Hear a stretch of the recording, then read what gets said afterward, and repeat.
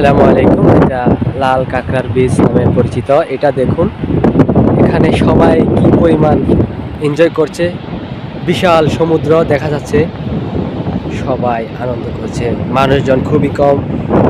সময় কাটানোর জন্য এই জায়গাটা অসাধারণ একটি জায়গা। আর সাগরের গর্জন তো আছেই, সাগরের গর্জনের কথা আর না বললেই নয়। কি পরিমাণ গর্জন সাগরের দেখা যাচ্ছে,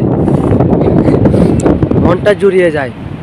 ঠান্ডা হাওয়া এদিকে দৌড়াচ্ছে, দেখুন ওরা লাল কাঁকড়া ধরার চেষ্টা করছে। আর পেছনে ঝাউবনের পেছনে আছে কক্সবাজারের পাহাড় অঞ্চলে বিশাল সমারোহ।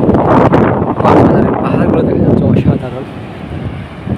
এই জায়গাটা সত্যি অসাধারণ সুন্দর, মনোরম।